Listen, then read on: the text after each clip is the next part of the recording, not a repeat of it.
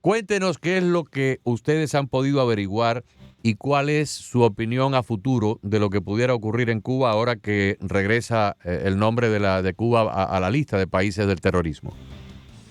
Bueno, vamos a hacer una serie de matices para poner en situación a Claro la que sí. audiencia y que tengan la mejor posible información respecto a lo que está pasando. En primer lugar, Cuba anuncia que va a excarcelar, que no liberar, aunque dicen liberar, pero no es liberar, es dar un subsidio de pena bajo amenaza a 553 presos. Y además dice que son presos con delitos diversos.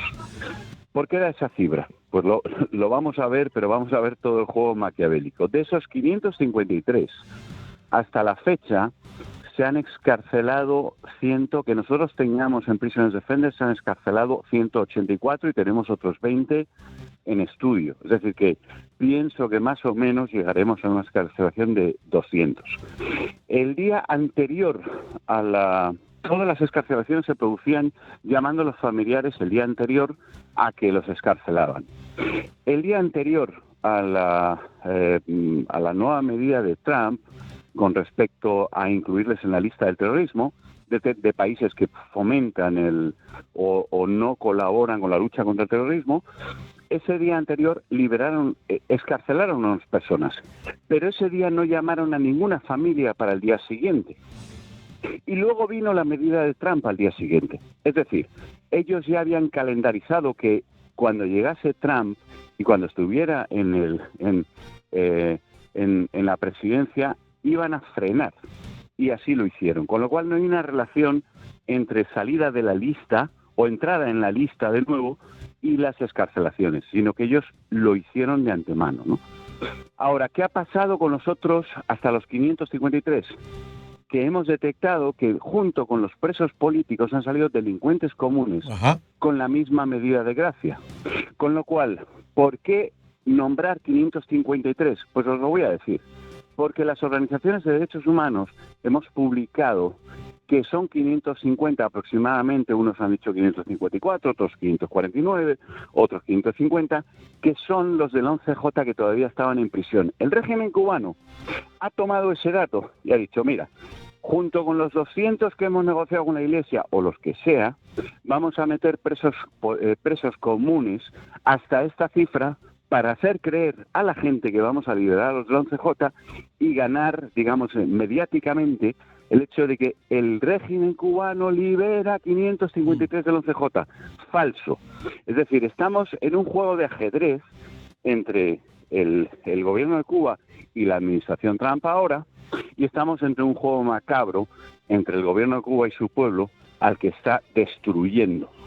Y en ese juego de ajedrez, el primero entre Trump y el gobierno, el régimen cubano, la verdad es que las blancas ahora las tiene Trump. ¿Por qué? Porque ha actuado hiper rápido, tan rápido que ni siquiera les ha dado tiempo a darse cuenta de que están ya en la dinámica de la administración Trump, no en la dinámica que ellos querían crear. Con lo cual ahora tienen una patata caliente. ¿Qué hago con el resto? ¿Sigo excarcelando? ¿No sigo? Si sigo, ¿le creo deuda moral a la administración Trump o realmente estoy dándole fuerza a la oposición? Es decir, el régimen cubano ahora tiene las negras en el juego de ajedrez y el gobierno norteamericano tiene las blancas. Esa es mi opinión. Ahora, Javier, le pregunto con esto último que usted acaba de afirmar. Ciertamente el presidente Trump actuó de manera muy, muy rápida que consiguió a la dictadura cubana descolocada.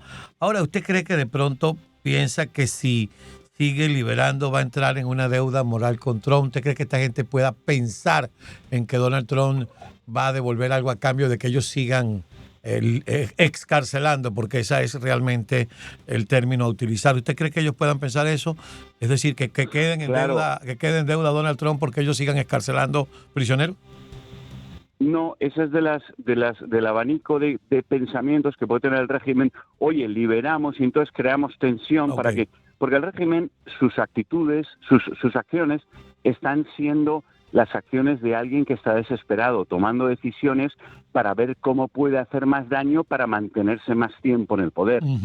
Sin embargo, Sin embargo, se enfrenta a una situación en la que si libera presos políticos, realmente no solamente no va a cambiar la política de Trump, que ya juega con blancas, juega con ventaja, digamos, porque tiene claramente su posicionamiento definido y lo ha definido desde el primer momento, incluso mezclándolo con 250 medidas, con lo cual la reversión de la lista de los países que apoyan el terrorismo, eso no ha tenido un eco negativo para Trump tan grande como si lo hubiera tomado dentro de 3 meses, sino que se ha difuminado entre 250 medidas. Entonces, el régimen ahora mismo, si toma la decisión de liberar o excarcelar para poner en deuda, no lo va a conseguir, y creo que lo saben, porque no va a conseguir absolutamente nada de la administración Trump. Al mismo tiempo, si no lo hace, está quedando como el malo de la película, porque dijo 553 y solamente ha excarcelado 200. Es decir, vuelvo a decir, creo que el régimen en esta partida de ajedrez, que siempre está acostumbrado a ganarlas, el régimen en esta empieza perdiendo. Y la posibilidad de que corra hacia el otro lado, don Javier, es decir, que le dé por volver a meter preso a quienes tienen en esa suerte de libertad condicional. Bueno, si hace eso, entonces el régimen ya no solamente es malo, es criminal, es despiadado, ha traicionado a la Iglesia Católica, es decir, el lío ya es mucho más grande. No, está abocado a un callejón sin salida, donde creo que la administración Trump tiene ahora mismo la capacidad de ponerle un muro al final de ese camino y decir se acabó la dictadura. Esa es la esperanza que tengo del desarrollo de los acontecimientos, que pueda pasar de aquí a 3X años, incluso mucho más, si se muere el señorito Castro, que es el que mantiene todo ese régimen abyecto, y no mucha de la gente que tiene por debajo, que seguramente si los dejan solos se tiran de los pelos. Señor Larrondo, durante los previos 4 años de Donald Trump, antes de Biden, había habido un cambio bastante significativo en la política de la Unión Europea para con Cuba y Venezuela, precisamente porque la política de Obama para con Cuba y Venezuela había sido algo errática, blandengue. Obama visitó Cuba, se codió con Raúl Castro, inauguró la embajada y todo lo demás. Y cuando llega Trump y empieza a revertir muchas de estas iniciativas, la política exterior de Donald Trump de cierta manera influyó un poco en la Unión Europea y se endureció un poco el lenguaje, por lo menos el lenguaje de la comunidad europea hacia Cuba y hacia Venezuela. Luego viene Biden y aquello más o menos se difuminó. ¿Cree usted ahora que con Marco Rubio al frente de la Secretaría de Estado y con Donald Trump en la Casa Blanca pueda nuevamente la Unión Europea endurecer un poco su postura y sobre todo la válvula de ayuda que han estado dando a estos dos gobiernos dictatoriales? Bueno, vamos a ver, yo pienso que Rubio es alguien, primero es cubano, lo lleva en la sangre, está implicado, es decir, no es un político que, como estamos acostumbrados, que hace política para que le rían la gracia, no, este está implicado, entonces, y conoce al régimen cubano. Entonces, yo creo que Rubio va a dar, sinceramente tengo esperanzas muy grandes, fíjate, más que en Donald Trump, por una razón, porque Donald Trump tiene 1000 historias y nunca iba a llegar al nivel de detalle que puede llegar un Marco Rubio.